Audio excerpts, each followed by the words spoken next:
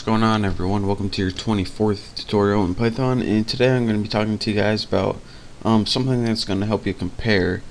It's a little different than last time, unlike operate. Just pay attention, you'll learn something. So the first thing I want to tell you guys is, besides the numbers, you can also compare strings of words, and when you compare these, they're compared in alphabetical order. So let's go ahead and write dog is less than cat. And as you can see, it comes out false because the word dog comes after cat in the alphabet and it's not less than. So that is going to come in handy later on, and it's a whole nother world when you can compare strings of text instead of just plain old numbers. And the next thing I want to talk to you guys about is something called an and an or. Now, last time I told you guys, if you have an if statement right here and you want to check that decision and make another decision, you can write an if statement inside it, like right here. But there's an easier way to check if two conditions are true at once, and that's to use a keyword called and. And what and does is check if both conditions are met. So let me just show you guys real quick. Let's get an example variable, and I'll make it equal to the string. Actually, I might as well just make it equal to number 5. Now we have a variable example equal to number 5. So if you want to check if example is, let's put it, if example is less than 3, and then we say we want to check that, and in the last tutorial I showed you guys, if you want to check it again, just write if example is greater than 10, which I guess less than 3, greater than 10, that wouldn't make sense. So that was how you would do two decisions on the same variable. But let's go ahead and let me show you how to make or just make it compact kinda. If example is greater than 3, so any number greater than 3, and example is less than 10, then we can print number is between 3 and 10.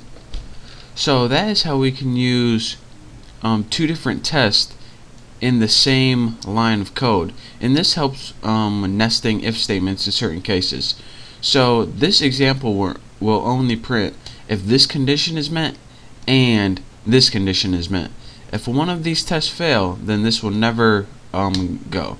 So let's go ahead and press enter, and it says number is between 3 and 10. So what if we had one of those test conditions that were false but one was true? So let's go ahead and write if example is greater than 3, which is true, and example is less than 4, which is false. Let me show you guys what would happen. Print X. As you can see, nothing prints, and this is because if only one test condition is true in the and, the piece of code doesn't get printed. Now let's say you wanted a way to not only have both test conditions have to be true for you to print, but only one of the test conditions had to be true in order to output the statement. So let's go ahead and do that, and you do this using, instead of and, you use the or keyword. So let's go ahead and write if example is greater than 3 or example is less than 4. Let's go ahead and print this works. So in the or keyword, unlike the and, only one of these has to be true for this to print right here, or this code to be executed. So let's go ahead and press enter, and it says this works. Now if both of these were false, just like the and, nothing would get printed. But what happens if you use an or and only one of them has to be true but both of them are true? Well, let's see. If I think I'm gonna sneeze soon. Oh Lordy, bless me, bless me. Anyways, back to basics. If example is greater than 3 or example is less than 10, which is true, and I used a semicolon instead of colon. So let's do that one more time. And that also teaches you guys, never use semicolons when you should use colons. If example is greater than 3 or example is less than 10, colon, what are we going to print? Print hey now.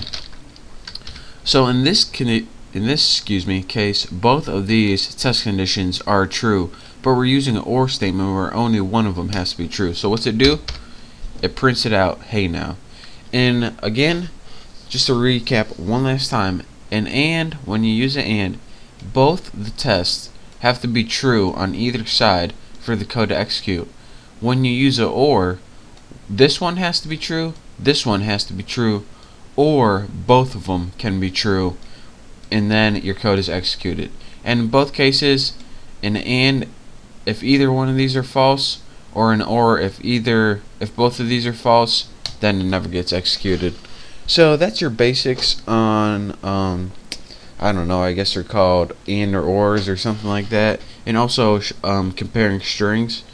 So in the next tutorial I'm going to be going over loops, but learn this tutorial, learn how to use the and or, and also how to compare strings. Maybe you do these tests with strings or something. And once you got this down, the basics of this, you're ready to move on to the next tutorial. So don't forget to subscribe to my channel, and I guess I'll see you then.